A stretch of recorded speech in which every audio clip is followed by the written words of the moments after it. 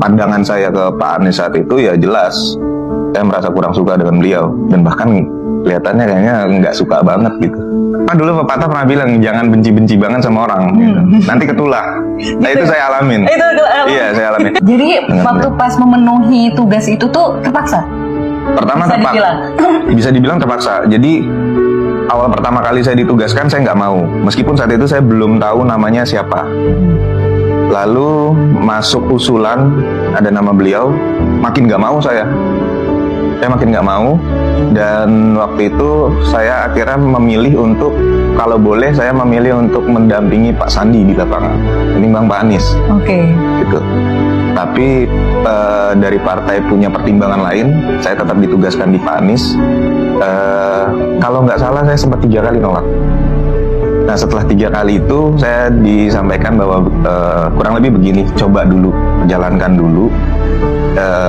Memang saya bilang banyak anak muda di Gerindra, banyak anak muda, dan Gerindra punya tidar.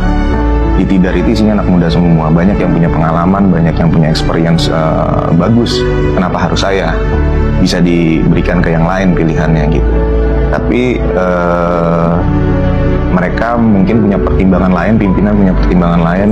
Yang punya pengalaman memang banyak, tapi yang sering turun kurang lebih sedikit.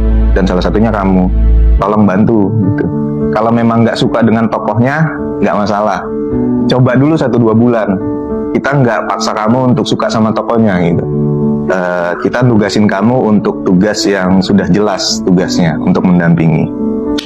Terus saya minta waktu 3 hari, ya sudah akhirnya saya ambil pilihan itu, saya terima, saya jalankan. Sebulan pertama itu tim saya yang saya suruh dekat sama Pak Anies, yang saya suruh mendekat gitu, saya suruh benar-benar sapa Pak Anies, itu tim saya, bukan saya selalu dari jauh.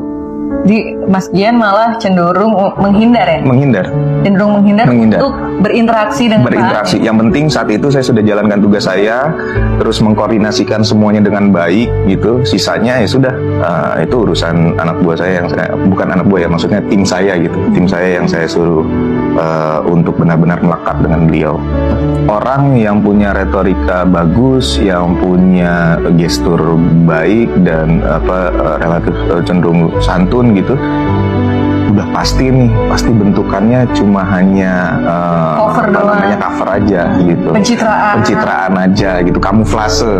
Kesehariannya nggak mungkin seperti itu yang saat itu jadi pandangan saya. Nah setelah masuk 1 bulan saya bertugas, lalu ada satu momen itu ya, dimana pertama kalinya saya hadir di kediaman beliau pagi-pagi. Itu menjemput sebelum kita berangkat giat, itu berkegiatan kampanye. Nah saat itu beliau sedang sarapan. Saat beliau sedang sarapan dan saya lihat, wah ini waktu sudah mulai mepet gitu, sehingga mau nggak mau harus saya jemput gitu beliau dan ingatkan gitu, karena saat itu tim saya sudah terlanjur saya pecah ke beberapa titik, sehingga hanya ada saya waktu itu dan 1 orang lagi. Saya memutuskan menginisiatifkan untuk ke dalam. Saat mau memanggil beliau sedang berinteraksi dengan mohon maaf ya, pembantu rumah tangganya gitu, yang membantu asisten rumah tangga.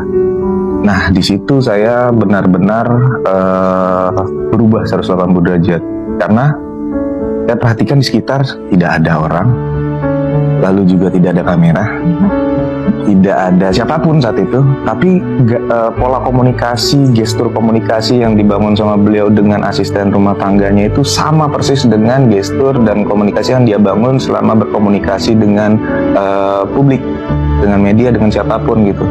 Jadi di situ yang saya lihat, ini jangan-jangan saya yang salah nih.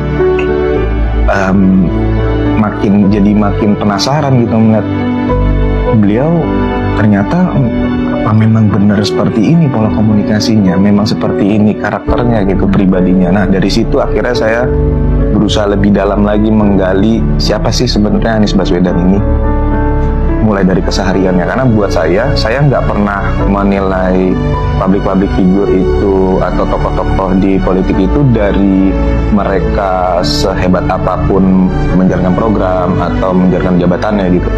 Justru malah yang saya nilai adalah keseharian dan pola sederhananya itu. Dari hal sederhana itu akan terlihat kan karakteristik seseorang. Nah dari situ yang saya lihat, hari-hari saya ikutin. Ya akhirnya itu 180 derajat berubah menjadi tertarik dengan beliau dan sampai saat ini. Jadi sekarang jadi jatuh cinta beneran ya Mas ya?